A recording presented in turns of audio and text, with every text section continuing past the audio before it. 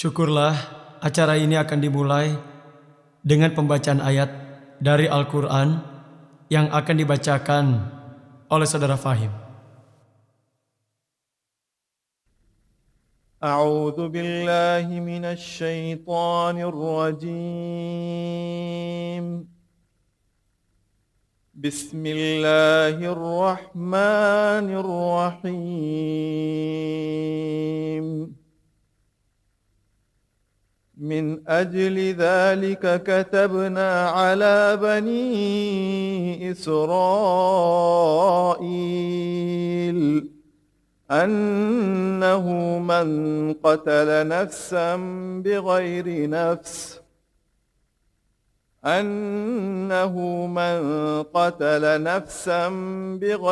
نفس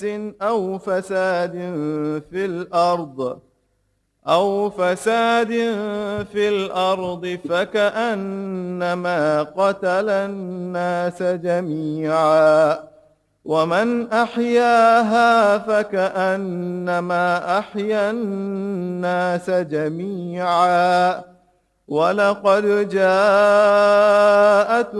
رسلنا بالبينات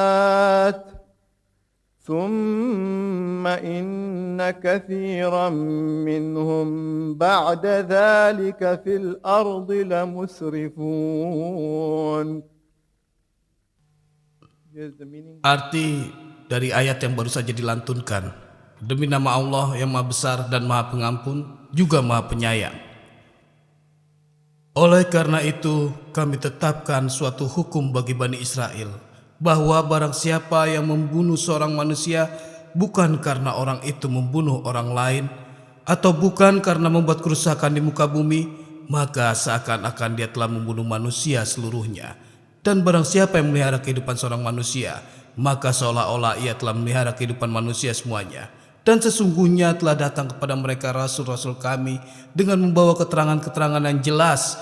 Kemudian banyak di antara mereka sesudah itu sungguh-sungguh melampaui batas dalam berbuat kerusakan di muka bumi. Maha benar Allah dengan segala firman-Nya. Alhamdulillahirabbil alamin. Wassalatu wassalam ala Rasulillah wa ala alihi wa sahbihi ajmain. Amma ba'd.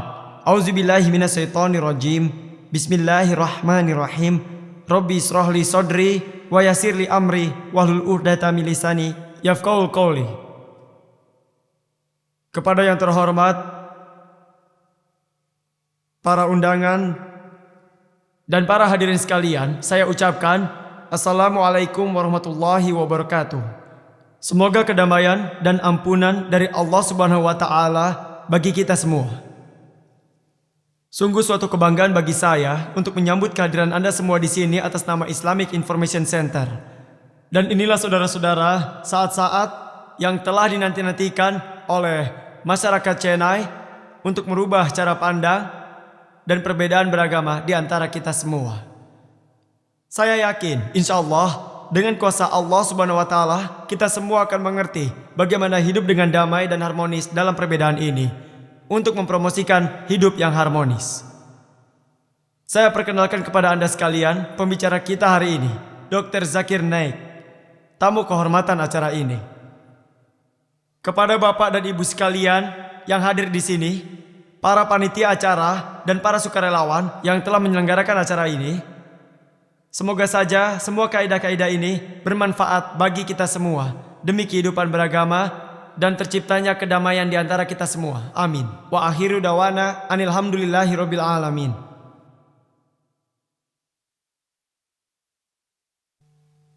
Para hadirin yang terhormat, semoga yang terbaik dari yang terbaik untuk kita semua. Saya merasa senang karena saya dapat berada di sini dan berbicara pada Anda sekalian. Untuk itu saya ucapkan terima kasih. Adalah suatu kesempatan emas bagi diri saya pribadi untuk berbagi pandangan dalam masalah terorisme di dunia sebagai bencana terbesar. Revolusi adalah kejadian yang alami yang selalu terjadi dalam sejarah kehidupan manusia. Kalau kita perhatikan secara hati-hati, kita dapat melihat bahwa semua hukum alam terdapat pada segala yang telah diciptakan oleh Sang Pencipta, bahkan pada ciptaannya yang terkecil. Kita tidak bisa dihentikan untuk bertindak dan berkreasi, karena kita adalah kreasi dari Pencipta yang Maha Besar. Jika kita tidak merasa bahagia, maka kita tidak akan bisa, karena kita hanya bisa menikmati hidup jika kita bisa melihat betapa hebatnya ciptaan Tuhan. Namun bagaimanapun juga, kita semua tidak diperkenankan untuk saling membunuh dan melakukan tindakan-tindakan yang primitif. Namun akan sangat lebih baik kalau kita rendah diri dan saling membantu. Saat Tuhan memberikan kita kemampuan untuk melihat kehebatannya, tentu Tuhan juga memberikan kita kepandaian untuk mengerti dan juga membantu kita menyadari keberadaan Tuhan, dan pikiran itu dapat membantu kita untuk menemukan Tuhan. Dan jauh di dalam pikiran kita ada hal-hal lain yang bisa kita ketahui, seperti ilmu-ilmu dan kebijakan-kebijakan. Kita semua hidup bermasyarakat, mengikuti berbagai jalan kehidupan dan memeluk agama yang berbeda. Saat kita hidup bermasyarakat, kita menganggap tingkatan semua jalan kehidupan itu adalah sama, adalah kesuksesan yang paling hebat. Jika manusia dapat bertindak bukan untuk dirinya sendiri, seharusnya setiap manusia mengejar hal ini dan merupakan kesuksesan bagi mereka. Pikirkan, insting dari dasar kita seharusnya sama dengan makhluk ciptaan lainnya. Hal ini seperti yang disebutkan oleh ayat-ayat Al-Quran dan juga kitab-kitab lainnya. Saudaraku yang terkasih, untuk mencintai Sang Pencipta, terlebih dahulu kita harus mencintai semua ciptaannya. Manusia di dalam kemuliaannya juga melambangkan kemuliaan Tuhannya. Satu hal unik tentang kebijaksanaan, kebijaksanaan tidak bisa diwarisi tapi harus dikejar. Tingkat kesuksesan dan pengetahuan manusia sering dilihat dari posisinya, tapi kadang juga harus dilihat dari apakah dia puas dengan dirinya sendiri. Kesuksesan juga dilihat dari intensitas bagaimana kita mewujudkan keinginan kita sendiri. Kebijaksanaan harus didapatkan. Untuk berada dalam jiwa kita, kita semua memiliki jiwa. Ini merupakan energi yang dapat mengerti dan berbicara dan memberikan kita nasihat dan nilai-nilai untuk dimengerti oleh jiwa kita. Berhubungan dengan jiwa ini, kebijaksanaan dapat mengerti bahasa perasaan. Sayangnya, sering kita dapati bahwa dalam kehidupan ini, dibanding dengan perasaan, pikiran lebih mengendalikan diri kita, mengendalikan kelakuan, dan juga mengendalikan keputusan kita. Karena itulah, kebahagiaan yang kita nikmati tergantung pada pikiran kita dan bukan pada perasaan kita. Kita semua harus menyadari bahwa kita adalah korban dari nilai-nilai yang kita bangun sendiri. Kita semua tidak bisa menyangkal bahwa banyak sekali hal-hal dan masalah-masalah yang bisa menjadi micu amarah. Karena itulah, seorang manusia yang ingin tetap menjadi manusia sejati harus bisa mengatasi rasa amarah itu dengan cara apapun. Amarah itu bagaikan zat asam. Orang yang memendam amarah itu lebih rusak dibandingkan orang yang menjadi tujuan amarah. Seluruh sistem saraf tubuh kita terpengaruh oleh dorongan amarah, sehingga berbagai racun pun akan masuk ke dalam sistem peredaran darah kita dan membuat kita menjadi pemarah. Jadi karena itulah sangat penting bagi seseorang untuk bisa mengatasi amarahnya. Dari amarah timbul delusi.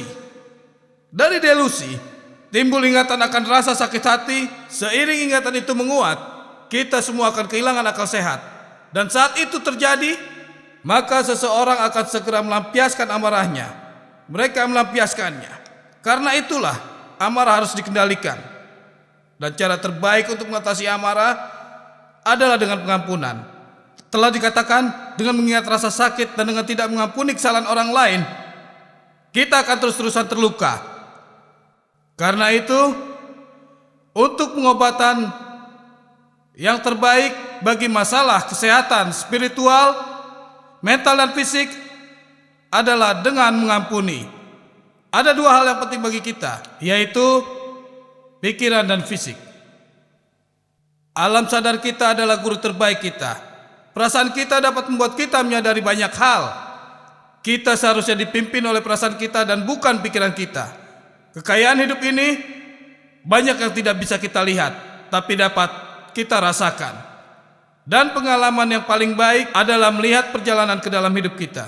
Dengan melihat ke dalam, kita bisa melihat bagian-bagian lain alam semesta ini. Melihat ke dalam berarti kita mulai memperhatikan pikiran, tubuh, dan kelakuan kita. Cinta adalah bahasa yang bisa dimengerti oleh semua makhluk ciptaan Tuhan, dan kita mengetahuinya dari pengalaman kita. Pengalaman kita mengatakan bahwa mengalami cinta bagaikan mengalami cinta yang digabungkan dengan alam semesta. Kita tidak bisa mengalami cinta tanpa perasaan bersatu. Kita harus belajar mengubah perbedaan. Kita memiliki kepandaian untuk membuat senjata, tapi tidak memiliki kebijaksanaan untuk tidak menggunakannya. Beberapa negara bahkan menggunakannya untuk menghancurkan negara lain, dan bukan untuk kebaikan. Kita hanya dekat dengan mereka yang sama dengan kita. Kita menganggap orang sebagai asing, padahal mungkin mereka masih bersaudara dengan kita. Generasi muda hanya mengulangi kesalahan kita. Bagaimanapun juga kita bertanggung jawab penuh terhadap perbuatan dan kelakuan kita sendiri, bukannya orang lain. Motivasi kita menentukan takdir kita. Motivasi yang egois pada akhirnya membawa kita kepada kehancuran, tetapi motivasi yang tidak egois akan membawakan berkah dan kehidupan abadi. Selain itu, bagi kebanyakan orang, belajar untuk bertindak tidak egois akan membutuhkan pengendalian diri dan melatih kedisiplinan diri agar mereka tidak mengikuti amarahnya. Dari berbagai macam cara-cara komunitas yang ada, orang-orang yang telah mengalami kemajuan cara berpikirnya telah menuruti slogan, manusia yang utama adalah manusianya, entah dia Hindu ataupun Muslim. Pada akhirnya kita harus menyadari kita ini satu kesatuan. Masalah makin bertambah, dan Anda boleh percaya atau tidak bahwa masalah tidak akan selesai selama manusia tidak berusaha untuk menyelesaikannya.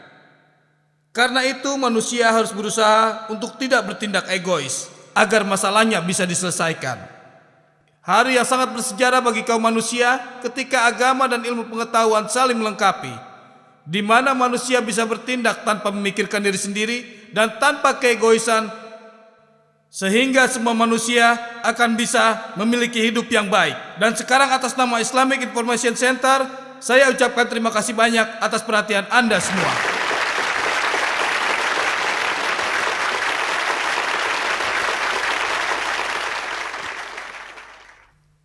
Dengan nama Allah yang Maha Pengasih dan Maha Penyayang. Anda sekalian yang berada di sini, yang duduk di seberang sana, saudara-saudara sekalian. Pertama-tama, izinkan saya untuk berterima kasih pada semua pelaksana program ini untuk memberikan saya kesempatan ini untuk membicarakan hal ini di depan saudara-saudara sekalian.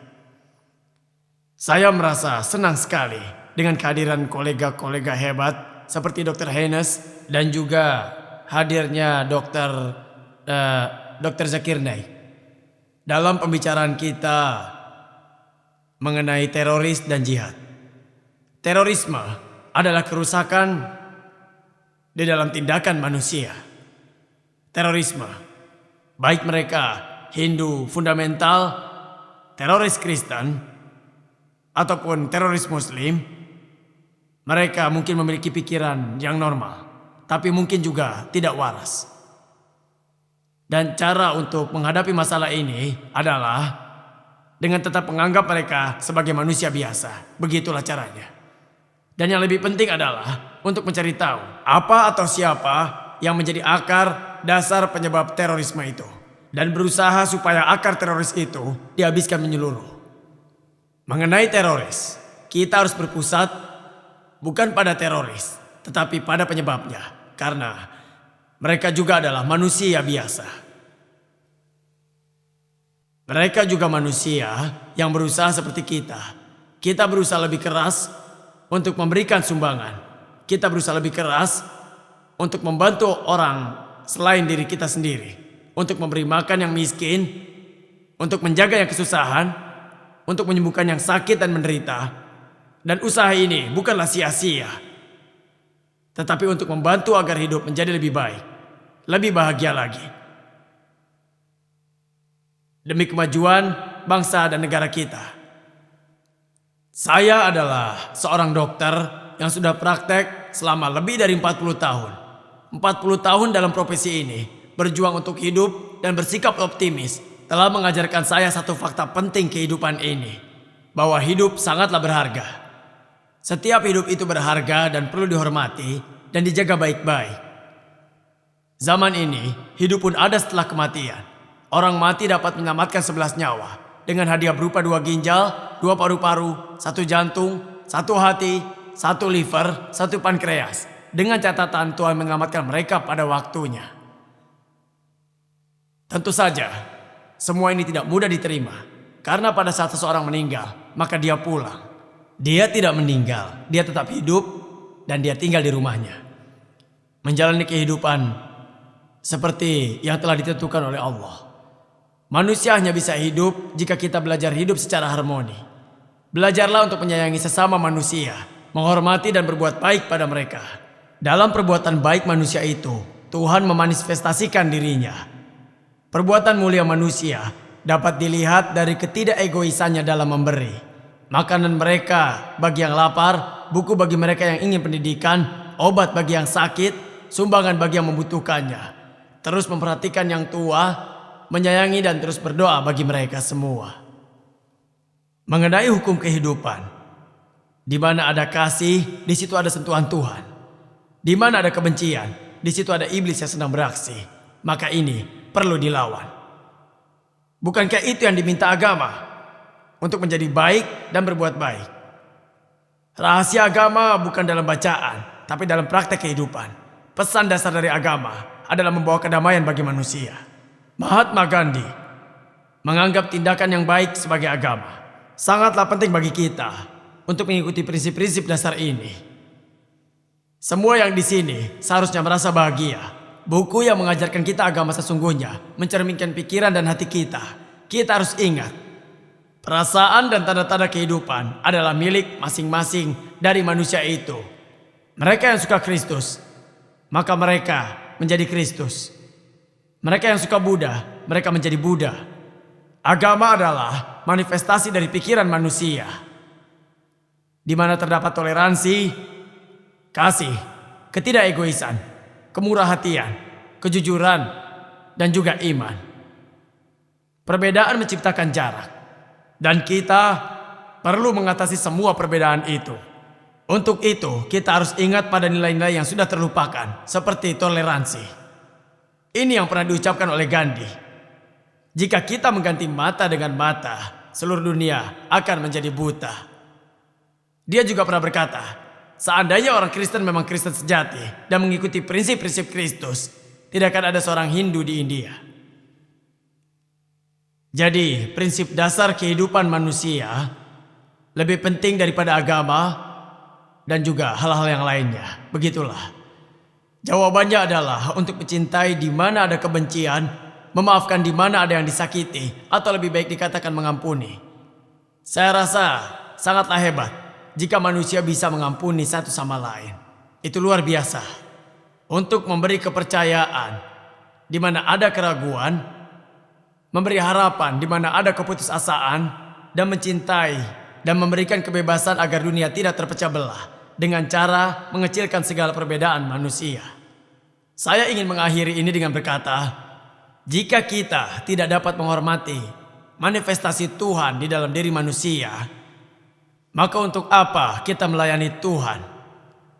Jadi saya rasa untuk menghormati manusia, kita harus berusaha untuk menyayangi, kita harus suci, jujur, memiliki sikap yang baik, dan membantu sesama manusia, bukan mengambil nyawanya. Saya sudah selesai. Terima kasih banyak atas perhatian dan kesabaran Anda semua. Terima kasih.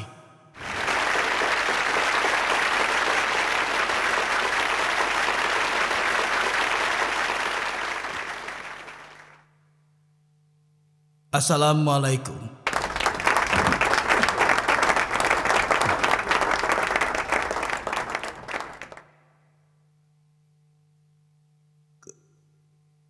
Kebebasan beragama adalah sesuatu yang bernilai di negara Amerika. Adalah suatu pandangan umum bahwa Amerika tidak peduli dengan agama. Saya di sini untuk menjawab bahwa itu adalah pandangan yang salah. Amerika sangat peduli dengan agama. Namun, mungkin untuk kami, agama adalah hal yang lebih pribadi dan bukan untuk umum. Bagi kami, yang paling penting adalah setiap orang memilih agamanya masing-masing, karena pada akhirnya, tiap orang memiliki kepercayaan dan keselamatannya sendiri. Seperti yang terjadi di dalam keluarga saya sendiri, dan saya bukannya mengada-ada. Dalam keluarga saya ada yang beragama Kristen Protestan, agama Buddha, agama Yahudi, agama Katolik Ortodoks, ada yang beragama Islam, dan juga Katolik Roma. Dan itu baru keluarga saya. Dan saya berani katakan banyak keluarga Amerika yang anggotanya masing-masing beragama lain, dan juga masing-masing menganutnya dengan serius serta melakukan dengan sungguh-sungguh agama pilihan mereka. Dan juga saya sangat menyukai India, dan lebih dari 30 tahun saya telah mengunjungi India. Saya bisa menebak kebanyakan kalian belum lahir pada saat pertama saya datang ke India. Jadi saya guru tua yang agak berpengalaman di sini. Baiklah, akan saya katakan, India berubah dengan sangat pesat. Dan ini sangat menarik untuk berada di sini. Menurut saya pribadi, India dan Amerika adalah dua negara yang paling bermoral di dunia ini. Saya sering bertemu orang India yang berkata, "Ya, saya tinggal di sini, tapi sebenarnya saya dari Kalkuta." Atau saya di sana, tapi keluarga saya dari Caroline. Ya, masih banyak lagi yang lainnya. Banyak saya temui orang-orang India yang tidak berdiam di satu tempat menjadi sebuah keluarga. Keluarga yang melihat bagian lain di India sebagai cara baru dalam melihat dunia. Jadi kalian semua sama seperti orang Amerika. Telah membuat pilihan untuk menentukan siapa diri kalian dan mengapa kalian berada di sini. Bagi saya itu adalah hal yang sangat menarik. Selama saya berkunjung dari satu kota ke kota lain di India, seperti Agra, Srinagar, dan lain-lainnya, saya melihat ini bukan pemisah antara siapa yang peduli dengan agama dan siapa yang tidak peduli, tapi pemisah antara mereka yang percaya bahwa orang seharusnya diizinkan untuk mempraktekkan agamanya dan mereka yang tidak. Amerika Serikat terkenal dengan Coca-Cola, Pepsi, MTV, dan banyak hal lainnya yang mungkin kita nikmati. Tapi nampaknya itu bukanlah hal yang penting. Saya ingin katakan bahwa Amerika juga memberikan dunia rasa toleransi dan kebebasan dan rasa hormat terhadap toleransi dan kebebasan. Amerika menginginkan dunia dengan kekuatan yang seimbang antara mereka yang memegang satu prinsip kebebasan dan mereka yang memegang prinsip kebebasan lainnya. Amerika Serikat tidak menginginkan dunia di mana Amerika memegang kendali dalam prinsip kebebasan. Tapi kami ingin agar Anda dan Anda untuk bekerja sama dengan kami dalam menemukan suatu keseimbangan yang akan memimpin kita semua menuju kebebasan. Karena itu, Amerika Serikat membuat suatu kondisi yang akan membuat Anda dan juga semua orang di dunia untuk dapat memilih dengan cara mereka sendiri untuk mencapai kebebasan politik dan juga kebebasan ekonomi. Amerika menyokong semua ini bukanlah karena alasan politik dan juga bukan karena ingin tampil baik, tapi karena memang hal ini adalah baik. Dan Amerika sangat percaya pada perdamaian. Akan tetapi Amerika juga percaya bahwa kita semua harus melindungi perdamaian. Apalagi untuk mencapai toleransi dan kebebasan dengan melindungi perdamaian dari mereka yang telah menyebabkan teror secara global. Kami dan juga Anda semua akan menggunakan segala cara untuk mencegah, menahan, dan merespon serangan-serangan teroris. Namun, ketika saya mengatakan segala cara, saya tidak bermaksud bom, pesawat, senjata, pisau. Tapi yang saya maksud adalah hal-hal seperti pendidikan yang baik, air yang bagus, kebersihan, kesehatan, dan juga saya bicara tentang mengatur keuangan kita, tentang bekerja sama dengan pemerintah lokal dan pemerintah negara lain di dunia untuk mencegah hal-hal yang melatar belakangi tindakan kriminal ataupun cara untuk menghentikan peredaran narkotik yang sering mengompori tindakan teroris. Itulah tujuan negara kami. Saya bicara tentang menghentikan pemindahan orang-orang ke negara lain yang seharusnya tidak boleh dipaksakan. Ini adalah hal-hal dasar yang digunakan dalam kampanye melawan terorisme. Adalah sangat disayangkan kalau kalian semua menjadi pusat dari perhatian kampanye itu. Padahal kalian dan saya bersama-sama sedang melawan tindakan terorisme dengan berbagai cara.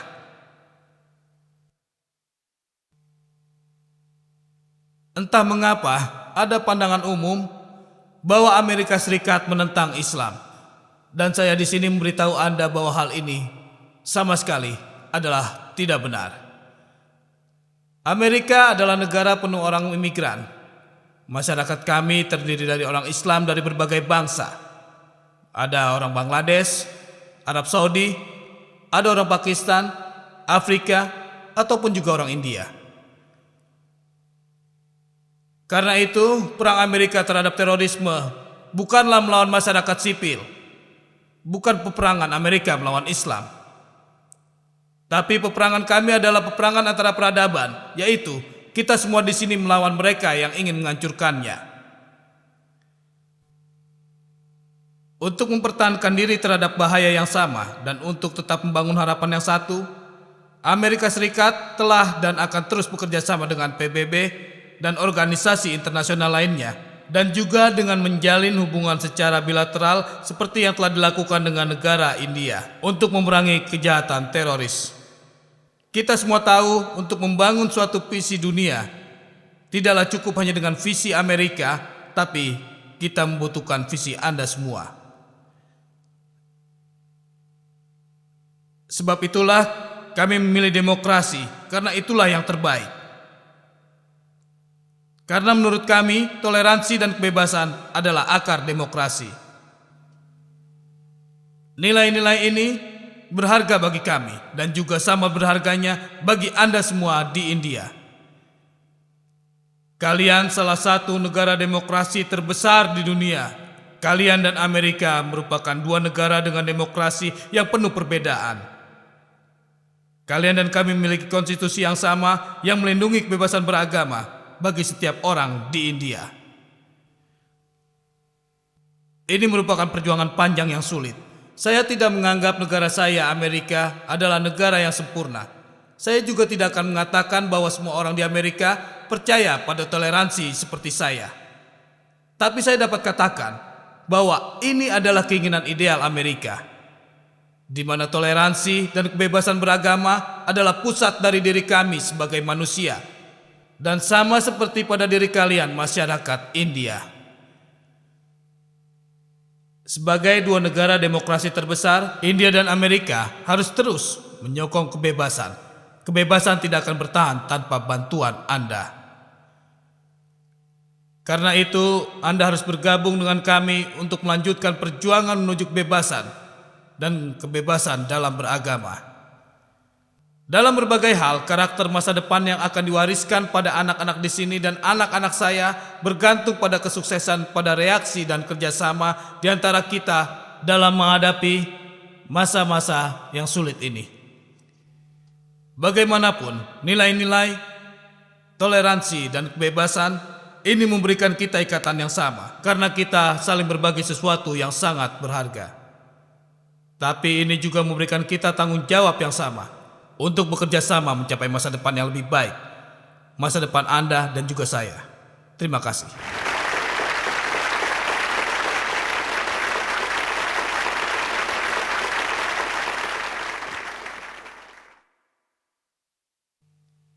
Assalamualaikum. Suatu kebanggaan bisa memperkenalkan Dr. Zakir Naik. Dr. Zakir Abdul Karim Naik adalah pendiri dari Islamic Research Foundation IRS, organisasi internasional yang khusus dalam mempelajari Islam dan juga agama lain. Beliau adalah orang utama di belakang pelatihan dan presentasi-presentasi IRS dalam mempelajari dan memperjelas arti Islam dan juga menghilangkan hal-hal yang tidak jelas mengenai Islam sendiri. Walau dulunya beliau seorang dokter yang berpraktek secara profesional, dia telah mengubah haluan untuk menyebarkan kebenaran Islam. Pada saat berumur 36 tahun, Dr. Zakir telah menerangkan ajaran agama Islam dan meluruskan pendapat keliru mengenai Islam dengan berdasarkan Al-Quran dan menguatkannya dengan alasan, logika, dan juga ilmu pengetahuan yang semuanya berpengaruh. Beliau banyak mengutip dari dalam Al-Quran dan juga dari dalam kitab-kitab agama lain. Dr. Zakir terkenal dengan analisa detailnya dan jawaban yang meyakinkan pada pertanyaan yang diajukan pendengar dan juga mereka yang skeptis dalam pertemuan-pertemuan yang terbuka yang diadakan oleh IRS maupun tidak. Beliau telah berbicara dalam lebih dari 600 pertemuan umum dalam 6 tahun terakhir ini di beberapa negara dan juga banyak pertemuan umum di India. Banyak dari pertemuan itu direkam dalam bentuk video ataupun kaset. Dr. Zakir muncul secara berkala di banyak stasiun TV internasional dan channel TV satelit di lebih dari 100 negara di dunia. Beliau juga sering diundang dalam wawancara radio. Beliau telah menulis buku mengenai Islam dan agama lainnya. Terima kasih. Alhamdulillah. Assalatu wassalam ala rasulillah wa ala alihi wa sahbihi ajma'in, amma ba'du. A'udzubillahi minasyaitonirrajim. Bismillahirrahmanirrahim. Wa qul jal haq wal jakil batil.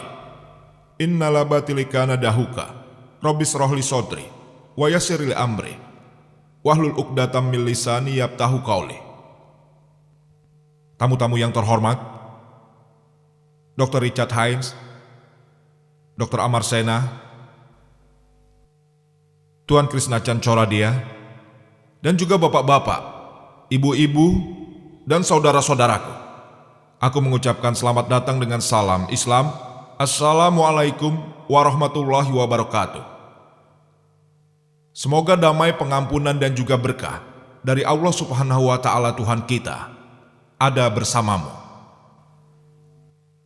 Topik dari pembicaraan sore ini adalah terorisme dan jihad dari pandangan dunia Islam.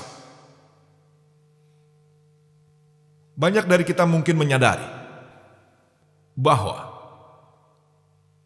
lebih dari 20% dari populasi dunia adalah orang Muslim. Lebih dari 1/5 populasi dunia adalah kaum Muslim. Mengenai hal teroris dan juga Islam, ada pandangan setiap Muslim pastilah seorang teroris. Kalian pasti bingung, apa sih yang sedang dibicarakan oleh Dr. Zakir Naik di pertemuan ini? Apakah tiap Muslim itu seorang teroris? Apa arti kata teroris? Menurut definisi, teroris adalah seseorang yang menteror. Seorang perampok yang melihat polisi merasa takut. Jadi bagi perampok itu, si polisi adalah teroris. Dalam pembahasan ini,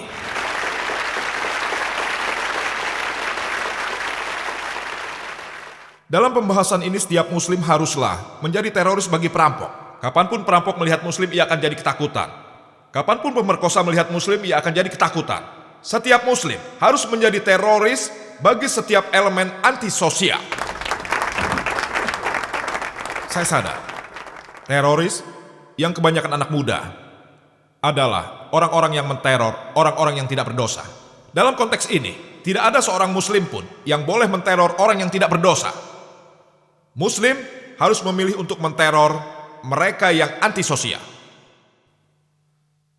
Banyak sekali dua pandangan diberikan untuk aktivitas yang sama dilakukan.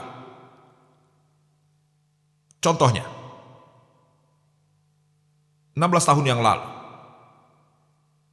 saat kita diperintah oleh orang-orang Inggris yang mengendalikan India waktu itu, ada beberapa orang India yang berjuang demi kemerdekaan. Kelompok India ini dianggap sebagai teroris oleh pihak dari Inggris. Tapi orang-orang itu dianggap sebagai pahlawan untuk orang India sendiri. Pejuang kemerdekaan. Orang yang sama, aktivitas sama, dua pandangan berbeda. Satu sisi menyebut teroris, dan satu sisi lagi menganggap mereka sebagai pahlawan. Orang sama, aktivitas sama, dua pandangan berbeda. Karena itulah saya peringatkan kepada Anda, sebelum kita memberi pandangan terhadap sesuatu, cobalah mengerti alasan di balik pandangan tersebut. Jika Anda setuju dengan pemerintah Inggris bahwa Inggris berhak untuk memerintah India, Anda akan menyebut orang-orang ini sebagai teroris.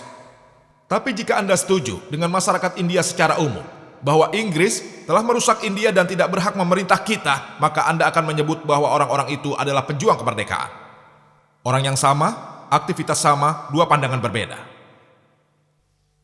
Sekarang saya ingin memberi contoh mengenai Nelson Mandela, yang merupakan mantan presiden negara Afrika Selatan baru yang bebas.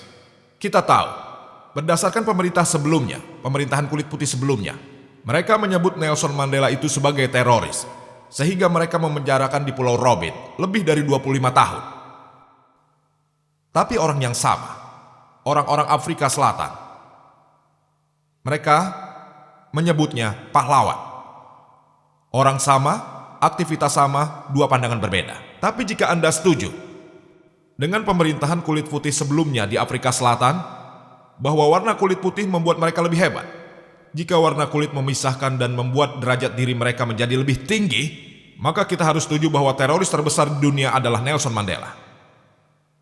Tapi jika Anda setuju dengan pandangan masyarakat Afrika Selatan, yang memang asli penduduk Afrika Selatan, bahwa warna kulit tidak membuat mereka lebih hebat, atau mengatakan seperti disebutkan dalam Al-Quran dalam surat Al-Hujarat bab 49 ayat 13, Ya ayuhan nasu inna kalaknakum min zaki wa umsa wa ja'alnakum su'uba wa ukba illa litaraku innaka wa mu'min layabkoh innallaha aliyul kabir. Kalian manusia semua diciptakan dari satu pasangan manusia, lelaki dan perempuan, dan walaupun kalian terbagi dari suku dan bangsa, kalian harus mengenali satu sama lain, bukan saling membenci. Dan yang paling dihormati di hadapan Tuhan Allah adalah orang yang takwa. Kriteria penghakiman di hadapan Allah bukanlah warna kulit, bukan kelamin, bukan kekayaan, namun ketakwaan, kebenaran, kebaikan, dan kesadaran diri. Jika Anda setuju dengan Al-Quran, dan juga yang dikatakan Hajatul Wida dalam khotbah yang terakhir, jika Anda setuju dengan pandangan dari Al-Quran dan inti dari khotbah tadi, Anda tidak akan menyebutkan Nelson Mandela sebagai seorang teroris, tapi orang yang berjuang demi kemerdekaan. Karena itulah, sebelum kita mengecap seseorang atau tindakannya, cobalah mengerti untuk alasan apa dia melakukan tindakan tersebut.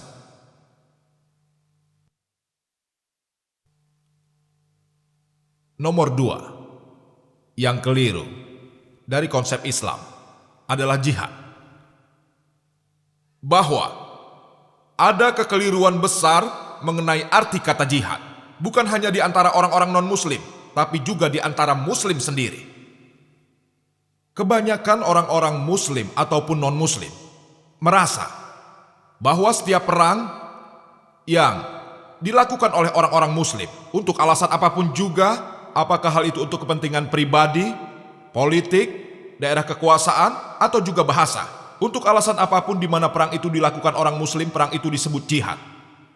Ini kekeliruan besar bukan hanya di antara orang-orang non-muslim, tapi juga di antara muslim, bahwa tiap kali orang muslim berperang, itu disebut jihad. Jihad berasal dari kata-kata Arab, jahadah, yang berarti bekerja keras, yang berarti berjuang, yang berarti mengeluarkan usaha. Dan dalam konteks Islam, jihad berarti berjuang melawan keinginan jahat yang datang dari diri sendiri. Jihad dalam konteks Islam juga berarti berjuang untuk memperbaiki masyarakat. Ini termasuk berjuang dalam peperangan untuk mempertahankan diri. Juga termasuk berjuang untuk melawan tirani dan penindasan. Jihad berasal dari kata dasar jahadah yang berarti berusaha, berjuang. Contohnya, jika seorang siswa berusaha untuk lulus dari ujiannya, dalam bahasa Arab kita menyebutnya jihad juga. Dia berusaha, berjuang untuk lulus dalam ujiannya. Jika seorang pegawai berusaha, berjuang untuk memuaskan atasannya, tidak peduli apa dia baik atau tidak, itu disebut jihad. Tidak peduli apakah pegawai itu baik atau tidak, apakah ia berjuang untuk memuaskan atasannya, itu disebut jihad. Jihad artinya adalah untuk berjuang. Jika seorang politikus berjuang untuk memenangkan kampanye, entah ia baik atau tidak, dalam bahasa Arab itu disebut jihad. Mengenai kekeliruan yang ada dalam kata-kata jihad, kebanyakan orang muslim dan non-muslim menganggap bahwa jihad hanya bisa dilakukan oleh orang-orang muslim. Sebenarnya, ada ayat di Al-Quran yang dikatakan oleh Allah bahwa orang-orang non-muslim pun dapat melakukan jihad. Quran yang mengatakan. Surat Luqman bab 31 ayat 14.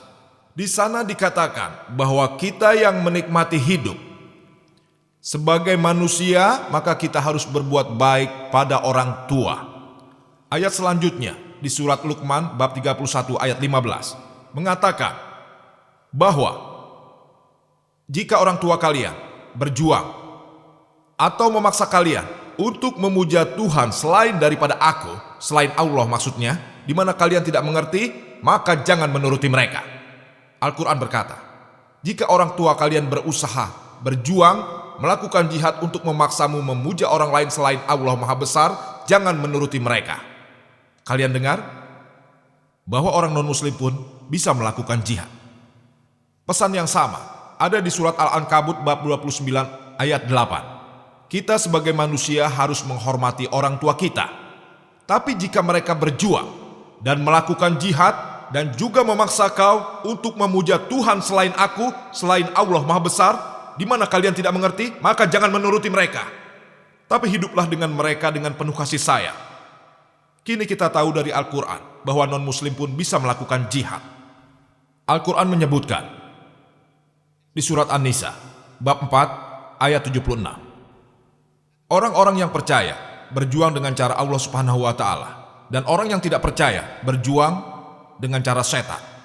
Orang-orang yang berjuang melawan keinginan setan yang menentang kedamaian, maka siapapun dia disebut melakukan jihad.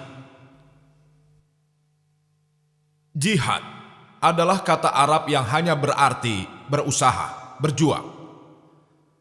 Dalam konteks orang percaya, mereka berjuang dengan cara Allah dan disebut dengan jihad fisabilillah.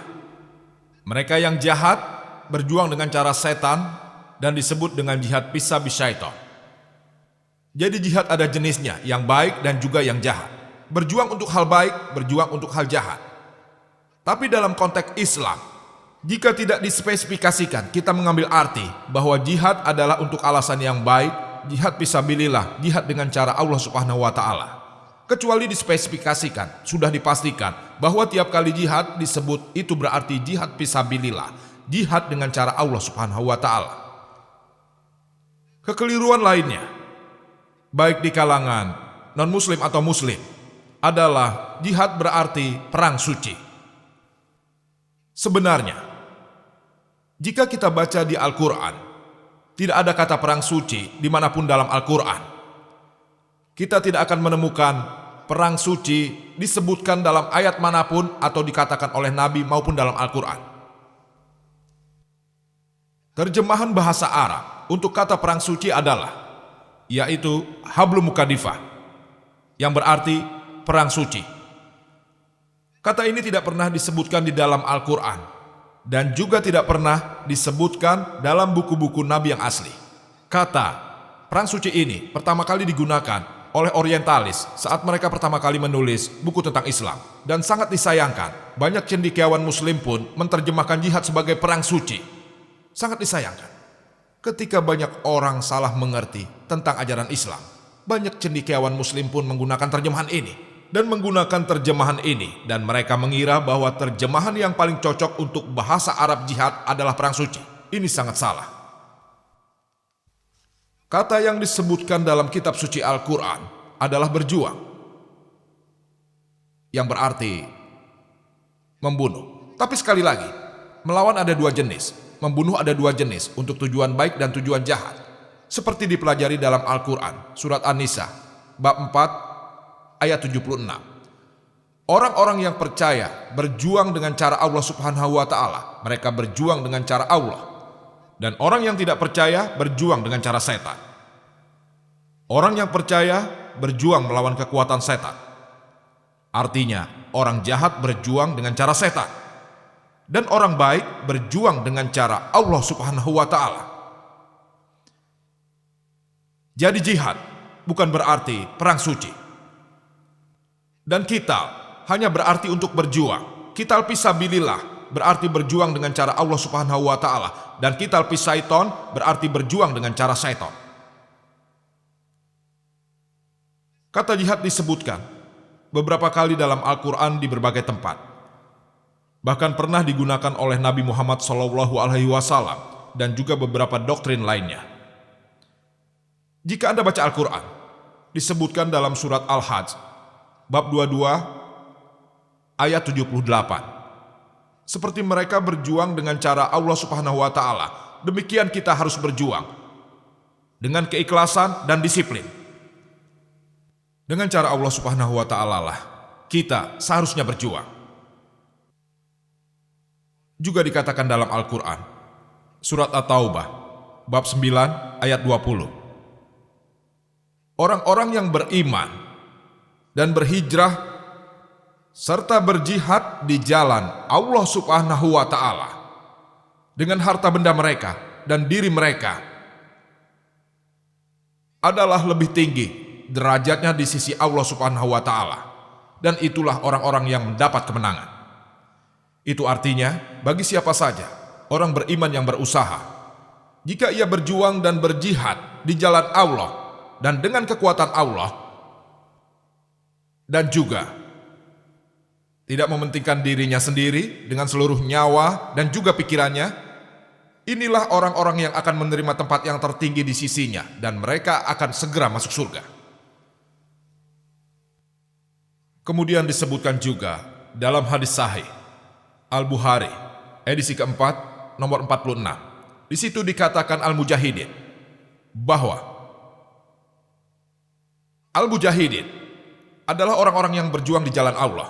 Dan Allah juga tahu siapa orang-orang yang berjuang di jalannya. Dan perhatikan ini, orang-orang ini adalah orang yang mengerjakan puasa dan sholat tanpa ditinggalkan. Dan bila seseorang seperti Al-Mujahidin yang berjuang di jalan Allah, lalu ia mati, maka ia akan masuk surga. Dan jika ia kembali, maka ia akan mendapatkan pahala yang setimpal.